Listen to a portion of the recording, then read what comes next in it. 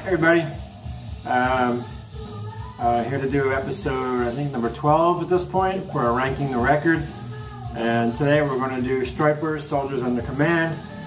I know a lot of people get turned off by Christian metal, as they call it, but frankly, I don't understand. I get you may not believe in God, but you'll listen to Slayer, right? And all they do is talk about,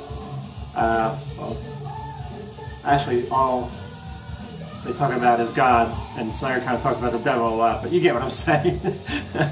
I listen to King Diamond, a well-known Satanist. I listen to Slayer, listen to a few bands that are, known to be in the occult, for lack of a better word. Doesn't mean I like what they believe in. You're missing out on Christian metal, because some of it is just fantastic music. This is still my favorite Stryper album to this day. It's actually their second album. The first one, when you can tell, his production was put behind it a little bit. But as I said, still my favorite album to this day by the band. And I love their albums, but this is just my favorite one. My only thing with Stryper is I don't mind ballad songs, but they tend to put a lot, two at least on every album, it seems like. And usually one's really good and the other one's kind of okay. That's my only downfall with the band. If I had to pick something out negative, that would be it. Their new album comes out on the 20th, which I can't wait for. I pre-ordered the yellow vinyl version, which is only 100 pressed. I got that quickly, luckily, I seen it put up when they posted it. But anyway, we're going to get on this record and rank the songs from 10 through 1. 10 songs on this album. A little different. There's some really hard-hitting songs, and there's songs like this song, Together Forever, which has a bit of a 50s vibe to it if you listen to the background singing. And so this is a good mixture of music on this album. I think that's why I like it so much. This was 85, I think. 84, 85, I can't remember offhand. Whatever. It's around that era. It has to be 85, because Yellow and Black is... Not Yellow and Black. Yeah, I don't know. 85, I'm thinking. Anyway, let's get this ranking go.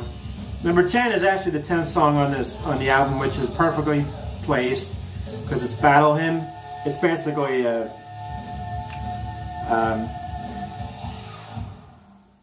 Christian... Oh my God, I can't think of the word I'm looking for right now. God, every time I get on camera, I got this in my head playing that well, what I'm going to say, and as soon as I get on here.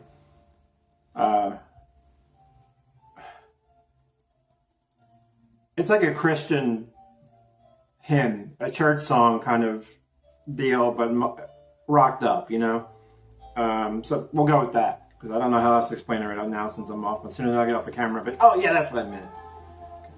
Damn it.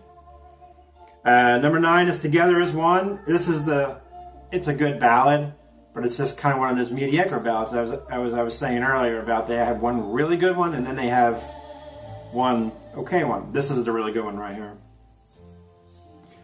Number 8 is Surrender. Kind of the one song on the album that I think's okay. That and the Battle Hymn keep it from being a 10 out of 10 in my opinion, so I'd probably give it like an 8.5 overall. Don't kill me. That's all my boxes and shit falling over, all my supplies, in case you're wondering, and my hockey stick.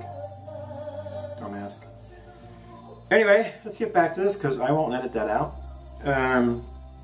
Number 7 is Waiting for a Real Love. Good song. Sounds like a ballad, but it's not really a ballad. Together Forever is a song we heard before that. It has a bit of the 50s vibe in the background vocals, which is kind of cool for the song. Number 5 is Makes Me Want to Sing. Another one of the songs that have that head bobbing kind of not like metal, but the kind of like, yeah, makes me want to sing. Number 4 is The Rock That Makes Me Roll. Excuse me. Another really good song. Oh, mouse growing.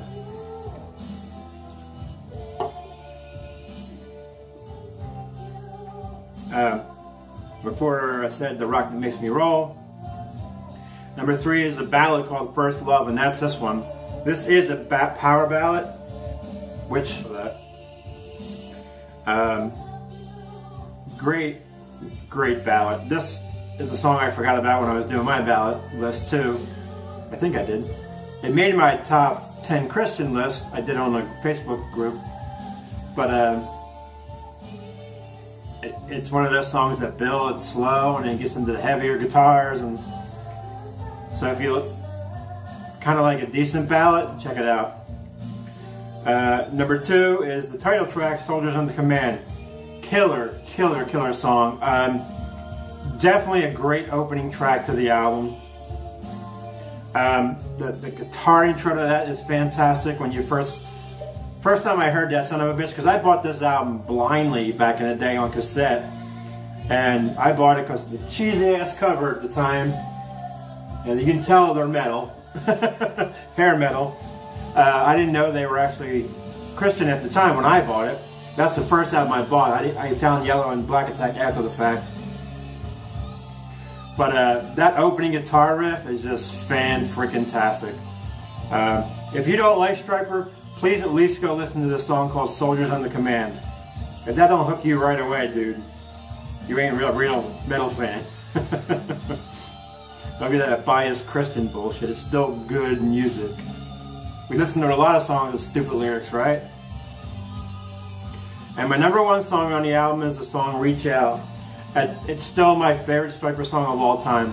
I like the meaning behind it. It has a bit of a meaning behind it for me. I'm not going to get into that right now because it's personal.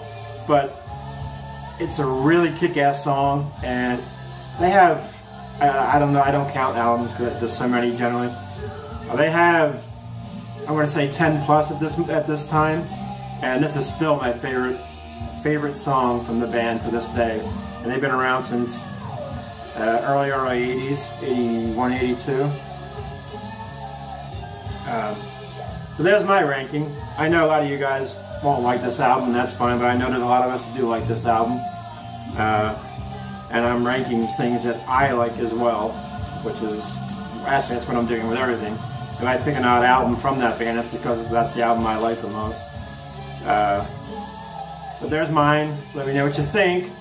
I want to know what you guys think about the Christian metal, and that you can't listen to it because it has a message, but you'll listen to King Diamond or Slayer, which also has a message, but that's okay. I listen to both. I'm not really a Christian, but I believe in God myself. I wonder why one's okay with you and not the other one if you're a music fan. Messages aside, because you can listen to a song with dumbass message in it and be okay with it. But for some reason, some metalhead people are almost offended by Christian metal music, which I don't understand. That'd be like me being offended by King Diamond, which is one of my all-time favorite bands. King Diamond's like my top 10 favorite bands. So I'm always interested to see. I just realized I had albums in there that fell too. Son of a bitch. Anyway, we're going to get out of here and make sure I didn't break any of my shit. And I'll talk to y'all real soon on the next episode of Ranking the Record. Y'all have a good day.